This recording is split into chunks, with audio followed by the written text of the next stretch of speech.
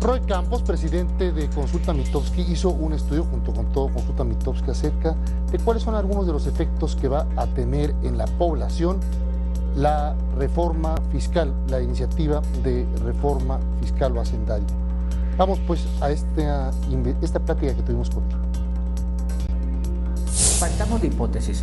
Tenemos un país que recauda poco en comparación con otros países en porcentaje del PIB. O sea, somos malos para recaudar. 50% aproximadamente. Somos malos para recaudar. Que en comparación con la OCDE andamos bajos. Andamos bajos. Bueno, en Latinoamérica creo que solamente estamos arriba de Haití en porcentaje del PIB. O sea, recaudamos poco. No me ayudes. Luego, tenemos un gobierno que propone cosas de vamos a dar la cruzada contra el hambre y el seguro universal y el seguro del desempleo. Entonces propone hacer muchas cosas que cuestan dinero.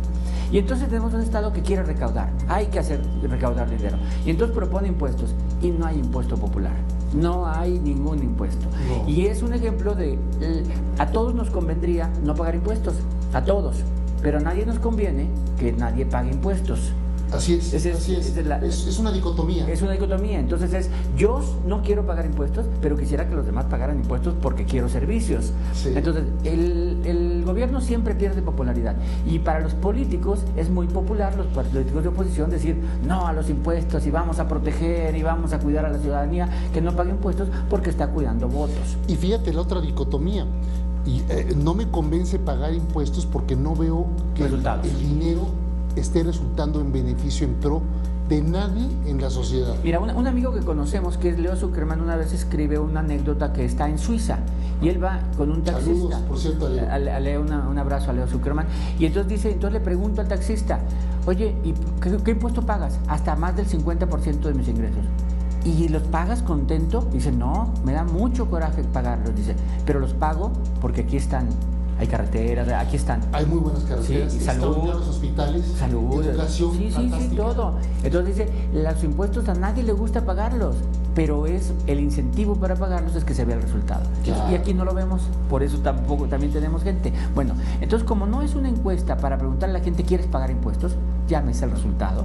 Lo que tratamos de hacer es, algunos de los impuestos que propone esta miscelánea, no, perdón, para mí es miscelánea del gobierno federal. Que la semana pasada entrevistamos al presidente de la Comisión de Hacienda y prácticamente digo que se iba a terminar siendo una miscelánea para 2 años. Y es una miscelánea, ¿por qué? Porque cada año puede ser distinta. Así es. Reforma hubiera sido que pusieran IVA en alimentos y medicinas. Entonces hubiera sido una reforma. Claro. No, esta es una miscelánea. Bueno, entonces lo que pregunté es, algunos de los impuestos controversiales o que la gente entiende, vamos a preguntarle si le va a afectar o no. No voy a meterme con la consolidación de contabilidades de las empresas, porque la gente no entiende de qué se trata ese impuesto, pero sí entiende si le ponen IVA en el refresco, si le ponen IVA en el chicle, sí entiende si le ponen IVA en la renta de viviendas, sí entiende si le ponen IVA en las colegiaturas. O sea, eso lo entiende perfectamente porque le sube automáticamente lo que tiene que pagar del bolsillo directamente. En las hipotecas. En las hipotecas, los que tienen hipotecas. Entonces lo que yo pregunté es al ciudadano si hace esos gastos. Y entonces es refresco, todos hemos consumido refresco alguna vez, pero la pregunta es, ¿lo consumes frecuentemente o esporádicamente? Para ver a quiénes afecta realmente, a los que lo consumen frecuentemente. Y ese impuesto es general prácticamente. 3 de cada 4 mexicanos dicen que consumen refresco generalmente, usualmente. 75-80% de la población consume refrescos. Entonces ya al poner un impuesto al refresco es una forma como de IVA, porque es un impuesto generalizado, es como decir, paguen todos. Ahí sí les pega a todas las clases económicas. Y donde más se consume es en la clase baja. Ok, el argumento ahí además es porque el refresco te provoca que seas gordo, obeso y diabético. Sí, y tenemos un problema de diabetes y de obesidad. Pues sí, pero eso no es por el refresco directamente. No. De hecho, una cosa, es la primera vez, yo creo que en el mundo, por lo menos aquí en México sí, que el secretario de Hacienda cuando propone los impuestos dice por motivos de salud. O sea, no sé, y no ha aparecido Mercedes Juan, que es la secretaria de Salud, no ha aparecido a defender ese hecho. No. O sea, el asunto es el secretario de Hacienda argumentando ese impuesto por motivo de la salud de los mexicanos. Si se da y se logra consumir menos refresco, menos azúcar y los refresqueros siguen ganando su dinero y pagando impuestos y todo funciona bien, qué bueno, ¿no? O sea, a final de cuentas. Pero es un impuesto que afecta muy general a la mayor parte de la población y pega más porque es más frecuencia de consumo en la clase baja. ¿Y eso fue lo que te dio a ti este estudio? Ese estudio, 73%, casi 3 de cada 4, pero en la clase alta el refresco solo es 62%, de la clase alta consume refresco, porque tiene otras bebidas, ¿no? O sea, de repente. Y en la clase baja prácticamente es la alternativa del 75% de los hogares de clase baja, es tomar refresco frecuentemente. Y además de muchos de esos hogares, el refresco es la energía que consume. Sí, es el energético. La clase alta es un gusto. Complemento. Y muchos son de dieta además. Sí, exacto. ¿No? Entonces ya no es tanto de salud. Sí, ese es el asunto. El refresco no pega más. Bueno, otro impuesto, chicle. El chicle de repente suena absurdo, pero pega. O sea, los gastos de chicle, que es mucho dinero y es muy frecuente, más de la mitad de la población, 55%, dice que masca chicle permanentemente. 55% que masca chicle permanente, o sea, no permanentemente, sino usualmente, el chicle. Veamos el problema del chicle. ¿Por qué le ponen impuesto? Lo absurdo era que no tuviera impuesto. A ver, ¿por qué no tenía impuesto? No era alimento.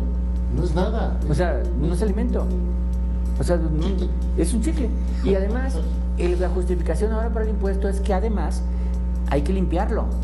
Al no tragárselo, se tira. La cantidad del chicle que se tira todos los días en las calles implica un gasto de gobierno que te tienes que limpiar. Bueno, por lo menos un coraje de ciudadanos. Claro. Porque es cómo se nos pegan en los zapatos, ¿no? Y si no lo limpian, imagínate cómo estaría de chicles la ciudad. Claro. Entonces, no es alimento, debería tener impuestos y además genera un gasto de Estado. Y entonces va a tener impuesto. Y ese le pega también a la mayor parte de la población. Pero entonces, ¿a qué segmentos? Al revés del refresco, donde pega más en la clase baja, pega más en clases medias y altas, consumen más proporcionalmente el chicle que la clase baja. El chicle es más de clase media alta que de clase baja. Estos eran los dos productos muy generalizados. Y en los servicios, pregunto, el de la colegiatura. El de la colegiatura es, por razones naturales, es pagar una colegiatura a una empresa privada, a una escuela privada. Entonces, tiene más incidencia en la clase alta. Entonces, efectivamente, 45% de los hogares de clase alta pagan alguna colegiatura, desde kinder hasta universidad.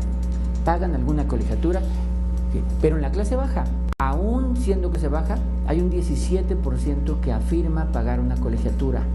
También le iba a pegar a la clase baja. La colegiatura le pega más. Por supuesto que pagan, claro, porque no quieren estar en colegio de gobierno. Claro. Y si el Estado de repente no da buena educación en todos sentidos, la clase baja dice tengo que pagar un poco extra si quiero tener una buena educación. No va a estar en colegios de 15,000 pesos, ¿verdad? Pero va a un colegio que significa una erogación brutalmente alta para ellos. Exactamente. Y entonces aún el 17% de clase baja paga impuestos, paga colegiaturas, aunque le pega más a la clase alta. Y ahora, las escuelas, ¿por qué se quejan? Pues ellas no iban a pagar el impuesto, no, se quejan porque iba a bajar la matrícula, porque sí, a unos hogares, diles que van a tener que pagar un 16% más de colegiatura y van a sacar a algún niño de la escuela. Claro. Sí, entonces van a reducir sus ingresos. Entonces las escuelas sí se quejan. O sea, esa, si me apuras, yo creo que es de las que nació muerta esa propuesta, la de las colegiaturas. Nadie la quiere. Nadie la quiere. Y la otra es la renta. Aquí el problema de la renta de viviendas, yo creo que era un impuesto mal. ¿Por qué ponen un impuesto en la vivienda cuando un vivendero renta y son pocos los que dan recibo? Para comenzar, son pocos los que dan recibo. Y entonces de repente dicen, aquellos que dan recibo suben el 16%.